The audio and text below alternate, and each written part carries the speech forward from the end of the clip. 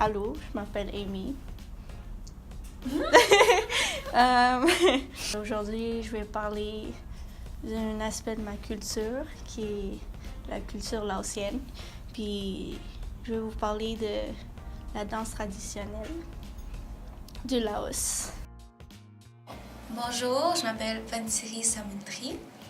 Puis je suis une des amies à Amy. Ça fait 5 ans qu'on se connaît. On s'est connus à l'école de culture et de langue laotienne à Longueuil. J'ai commencé à danser, j'avais 9-10 ans. Et ça a toujours eu une place importante dans ma vie depuis que j'ai commencé. La danse traditionnelle, ça a toujours fait partie de moi. C'est quelque chose que les femmes dans ma famille ont toujours fait.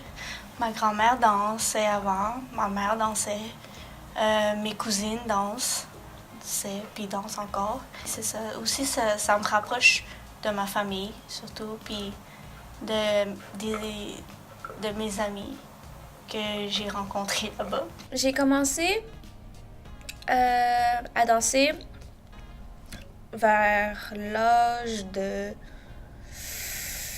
14 ans. Puis pourquoi j'ai commencé à danser, c'est que je voyais mes amis danser avant. Puis j'ai jamais voulu embarquer parce que j'étais un peu trop gênée. J'avais peur que j'étais pas assez bonne ou que j'avais pas la technique pour pouvoir performer correctement. Mais en pratiquant un peu plus sur le côté avec eux, j'ai pu voir que c'est quand même quelque chose qui est amusant et qui permet de développer un nouveau côté de moi, un côté que je ne pensais pas connaître à propos de moi. Puis, oui, c'est ça la raison pourquoi j'ai commencé à danser. C'est principalement à cause de mes amis. La danse traditionnelle a quand même une place importante dans ma vie parce que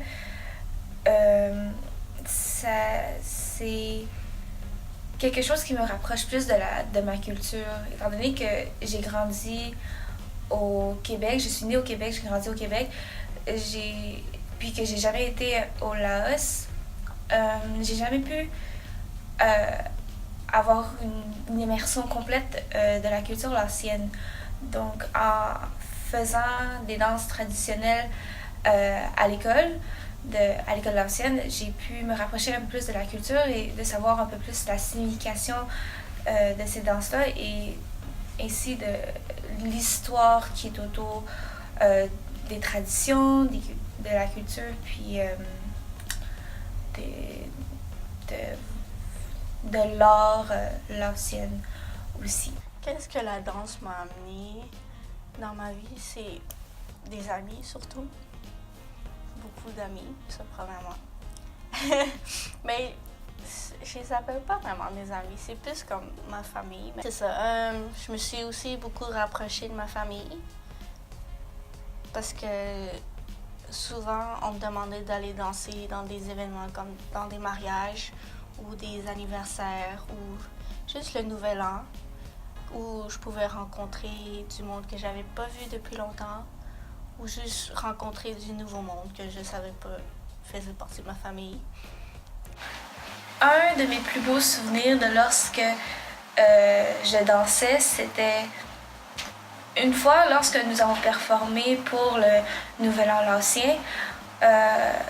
Il y avait une petite, j'étais sur la ligne avant, puis il y avait une petite fille qui était juste devant moi, puis elle avait dans ses yeux un regard d'émerveillement et comme si elle venait d'avoir une princesse de quoi du genre, et ça m'a vraiment touchée parce que j'ai vu que peut-être qu'est-ce que nous faisons en ce moment pourrait intéresser les générations futures et comme ça ils peuvent préserver la culture laotienne en eux et pouvoir le passer à leur tour à leurs petits-enfants. Donc c'était vraiment un moment que j'ai beaucoup aimé et que je garde en souvenir à tout jamais. C'est ça. Quelque chose que je me rappellerai toujours, ce serait le temps de préparation pour le spectacle, genre faire les cheveux, s'habiller, c'est très long, ça dure des heures et des heures. Surtout que quand on est des groupes de plusieurs personnes, je pense que le plus gros groupe qu'on était, c'était genre 11 personnes, incluant les gars, là. Ah, ouais. Ça, on était quand même beaucoup, là. C'était long, là, en arrière, quand on se préparait pour le spectacle le soir. Puis, faire le chignon traditionnel, c'est douloureux.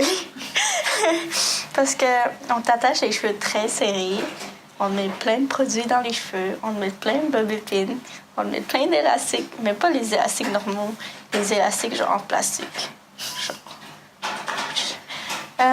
C'est ça. Puis on te rajoute des cheveux. Même si t'as les cheveux longs, ils vont te mettre des rallonges. Puis je pense que c'est pendant ces moments-là que tu peux discuter et avoir du fun avec tes amis. Puis que, tu sais, ça fait longtemps. Comme souvent, il y a des moments où tu peux pas te présenter à l'école. Fait que là, ça fait longtemps que tu les as pas vus.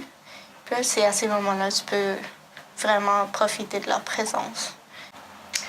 À l'avenir, lorsque j'aurai des enfants, oui, j'aimerais pouvoir les initier à la danse culturelle, l'ancienne, parce que c'est...